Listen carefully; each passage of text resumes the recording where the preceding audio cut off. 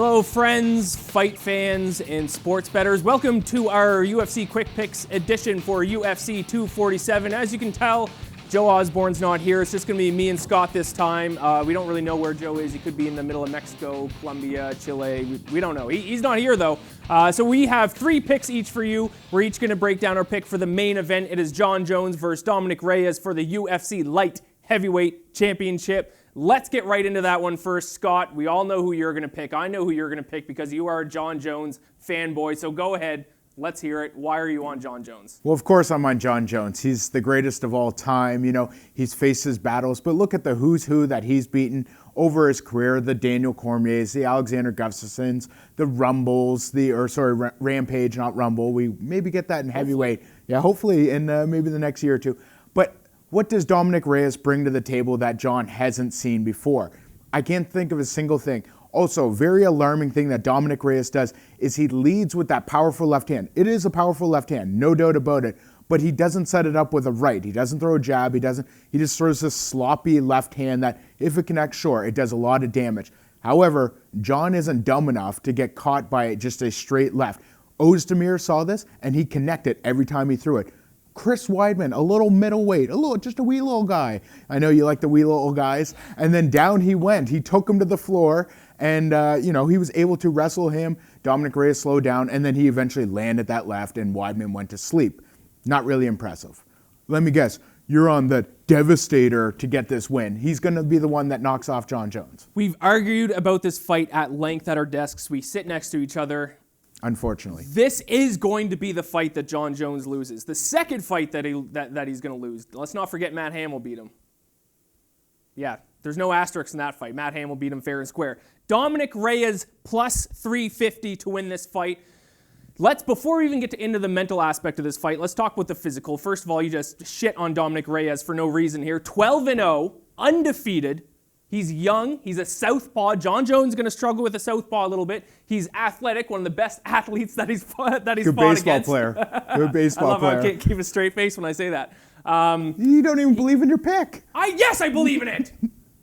Also, Dominick Reyes has an extremely long reach. This is basically, it's like Alexander Gustafsson, who Jon Jones struggled with the most in his career. And then knocked him out. The second time, but the first time it went to decision. But if Dominick Reyes hits Jon Jones as much as Gustafsson did in their first fight, Jon Jones is going to sleep. Dominick Reyes has much more power than Alexander Gustafsson did, but he had a very similar body style. He was tall, he's big, he has a long reach. He's going to be able to stand with Jon Jones. Now, the mental aspect of it. It's not something that we ever want to handicap in other sports, talking about how motivated the fighter is. But very clearly, it's true that Jon Jones is looking past Dominick Reyes. He's shit-talking Israel Adesanya on Twitter. He's talking about how bad he wants to go up to heavyweight and beat Stipe Miocic. He's not even worried about Dominick Reyes. Why would he? Talking to Ariel Helwani last week, he basically admitted that he's still drinking 10 days outside of the fight. He's looking past, and every time that we see in combat sports that a champion, an all-time great, looks past his next opponent, the time where everyone thinks there's no way that champion's going to lose is the time that he loses, especially when it's against a young, undefeated, hungry fighter like this. You can't tell me that Jon Jones is motivated for this fight. Well, why would he be motivated to fight this guy?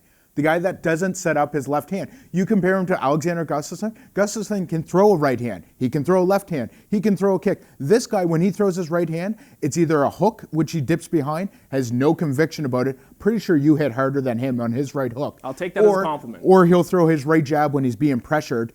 And that's it. It's just this jab that it's just to stay away from me.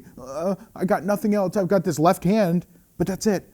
I'm going to jab. Also, I didn't put my actual pick out there. It will be Jon Jones to knock him out because that one left, he's going to dip off that center line, come over with the left hook, or he's going to throw that left high kick that Daniel Cormier tipped his head into. Who was the last time that Jon Jones? Alexander Gustafsson, just over a year ago. That was December. A washed-up Gus. That was a washed-up Gus. Didn't count. Okay.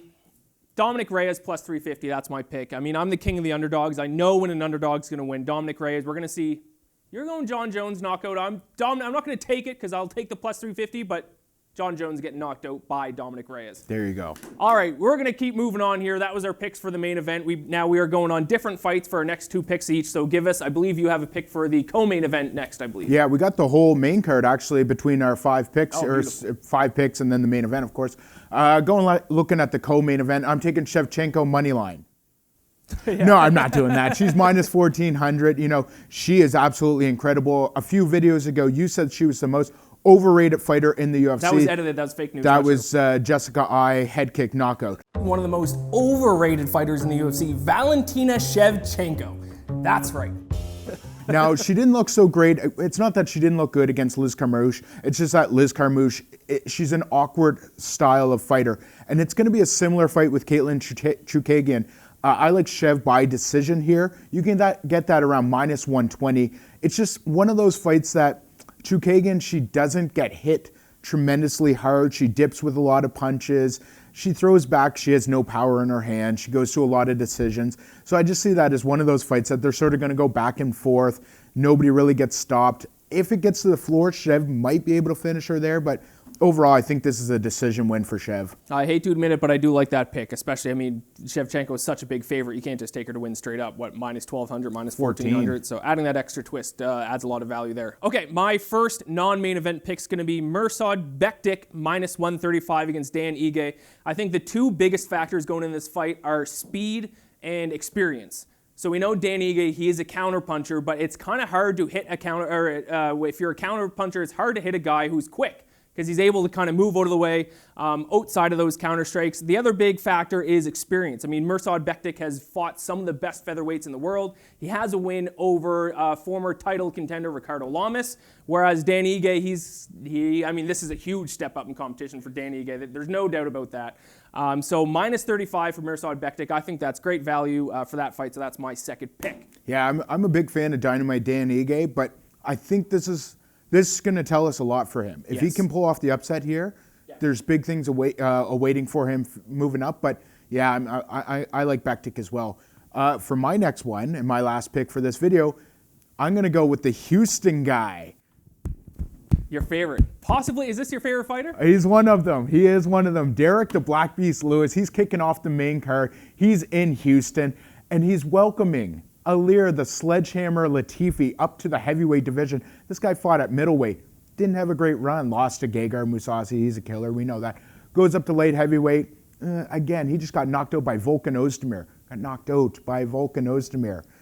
His main approach to getting the fight done is to get the fight to the floor. Now, he will have the grappling advantage over Derek Lewis, but to grapple, you got to get close. And you know what that means? He's going to get one of those ones from the Black Beast, and then we're going to see him go. We're going to see this one in the Sledgehammer. Not a great welcome to the heavyweight division, and that kicks off the main card in a great way. I'm just going to take Derek Lewis to win in this one. It's about minus 250 now. It's came down a little bit.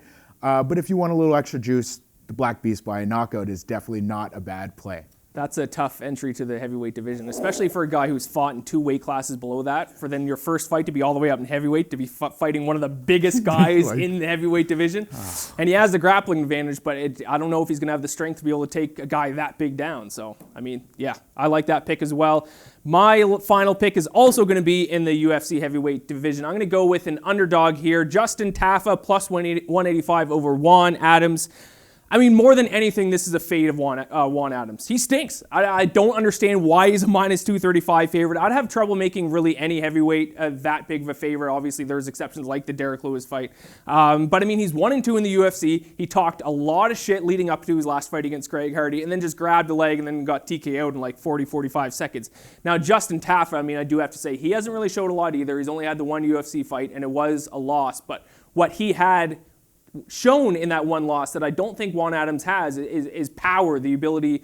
And early in that fight, even though it was a loss, he landed some strikes that obviously hurt the other guy that he fought. So I can't bet on a heavyweight who has pillows for hands. I have to take the underdog. This is way too good of a value pick. Plus 185, Justin Tafa. That's going to be my final pick for UFC 247. And what we didn't see in Tafa's first fight is his tremendous kickboxing. His brothers are K1 kickboxing, like up around the championship level. So watch for Tafa to throw those kicks and just destroy Juan Adams. I like that pick as well. And maybe there was a little bit of UFC octagon jitters in his first fight. That does, Could be. And it was in Australia. Now he's going to be in the States for the first time, so that'll be interesting as well. Yep, definitely. So there you have it. There are our picks for UFC 247. Go ahead and take Dominick Reyes to beat Jon Jones in the main event. Now, bet wherever you feel, whether you tail me, tail Scott, or fade us both. Good luck to your bets, and I hope you enjoy UFC 247.